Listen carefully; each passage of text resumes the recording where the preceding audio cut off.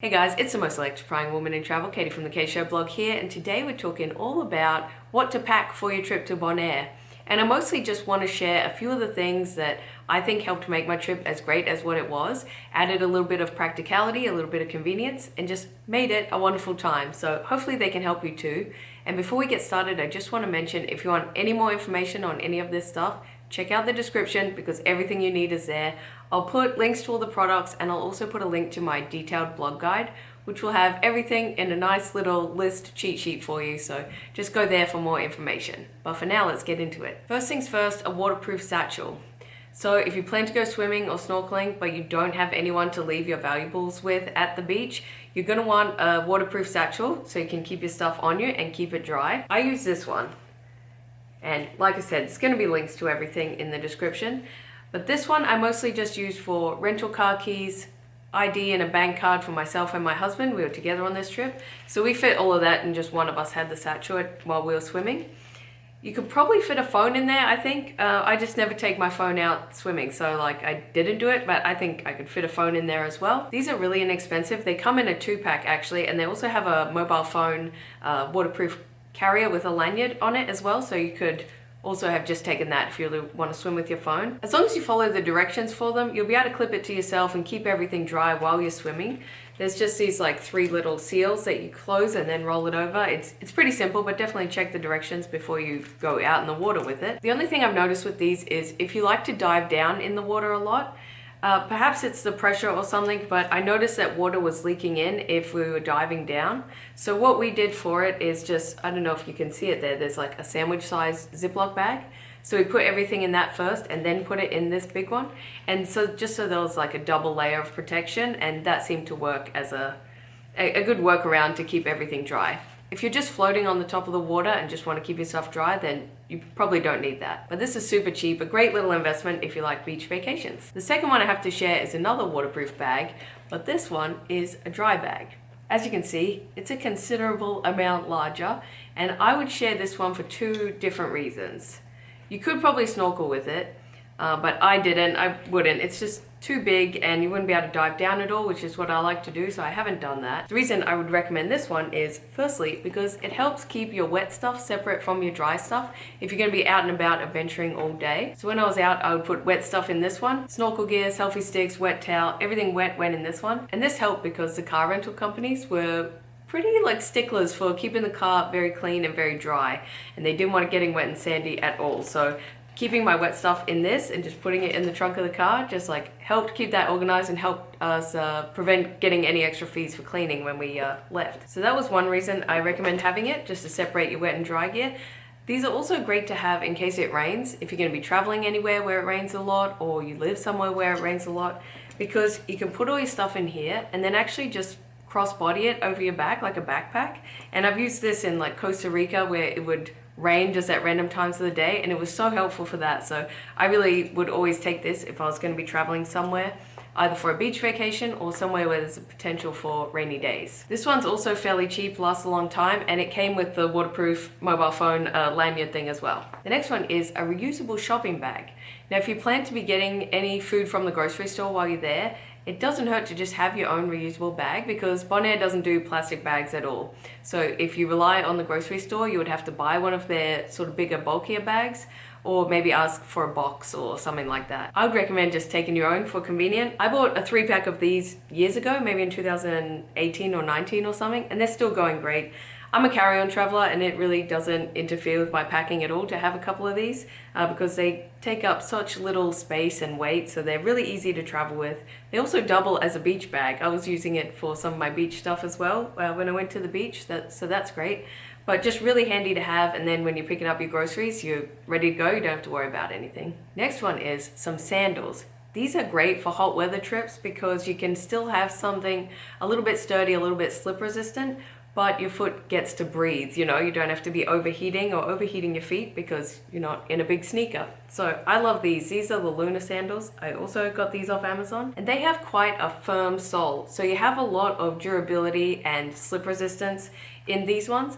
But unless you're used to wearing sort of minimal shoes, I remember when I first got them, my feet were I had to wear them a couple of times to get used to it because at first my ankles would be a little bit sore, my feet would be a little bit sore because they just weren't used to it. But after you wear them a couple of times, your feet get stronger, which I think is a good thing. These are probably good just for that reason anyway. Your feet get a lot stronger, and now I can just wear them for ages and I love them. The reason these were great in Bonaire is because when we're walking into town, oftentimes like after rain, there was like a lot of muddy, slippery sections or just walking in puddles that was kind of unavoidable. So these were great for that. I wasn't messing up a whole pair of sneakers and it wasn't slipping around everywhere. So they were really great. And the other reason is because not every area had like a fluffy white sandy beach. Some areas were quite rocky. So with these I could like walk all over the rocks easily and had no problems, and then I just leave them on the beach and go for a swim. The next one is a lightweight towel. These are just to make your beach trips a million times more convenient. Like no need to lug around one of those big heavy towels that you get from your accommodation. Just buy one of these. They're so inexpensive and they'll last you for ages. And then you just don't have to deal with unnecessarily bulky towels. So this is a little one I have, and I take it on all my beach trips. I love them. You can roll them up really small. Again, carry-on traveler, and this doesn't interfere with packing at all. You can roll it up really tiny. It's very light. It dries really quickly, which is also handy if you want to squeeze in that one last swim before you have to fly out. But just they make the beach day so much more convenient because you can have your own towel and you're not like filling up a whole bag with just one towel. Next one is waterproof camera. You definitely want a waterproof camera to take photos and videos of all the cool stuff, the reef, the wildlife, everything you see underwater. I use and recommend the GoPro. Buy one of these, it will last you for ages. It's a great investment, very durable, very high quality, and you get great photos and videos. It's waterproof just out of the box, so you don't need to do anything to take it swimming. It's ready to go. In terms of snorkeling though, my biggest tip, if you're gonna be taking your GoPro snorkeling, probably have two tips, okay? First tip is get one of these. Again, it's gonna be linked below. It's a selfie stick that you can take swimming with you. Probably three main reasons I love this one. Number one, it floats, so that is handy. Secondly, it straps to your wrist. This is really important. No matter what selfie stick you get, just get something that you can strap to your wrist, because in all my travels in all sorts of countries, I've saved so many people's GoPros just because they had a stick that didn't have any sort of connection to the body, and they're so easy to lose in the water. So don't lose your GoPro. Get something that straps to your wrist. The other great thing I love about this one in particular is that it extends out. So I usually take it in the water, and then once I'm set up and swimming, I extend it out. It gets to this big, which is pretty amazing for snorkeling. Like you might see some of my videos and think I'm like right next to the animal, but I'm actually this distance plus an arm length away. The thing with when you're snorkeling around all these animals and everything, they don't really want to be close to you. You know, you're a big looming figure and they're going to try and get away as soon as you get close. But they're a lot more comfortable if it's just like the GoPro on the end of this getting close and you're still like quite a distance back. So it helps me get like way better photos and videos of animals while I'm swimming, and I definitely love it for that reason. The other GoPro tip I want to share is in terms of maintenance, probably for any underwater camera that you use. After you use it, make sure you rinse everything. So when I'm at the beach, I usually just splash a little bit of water on the lens after I finish snorkeling, just to get any salt residue off it. I should say it's the lens cover, not the lens itself, just like the area that's taking photos.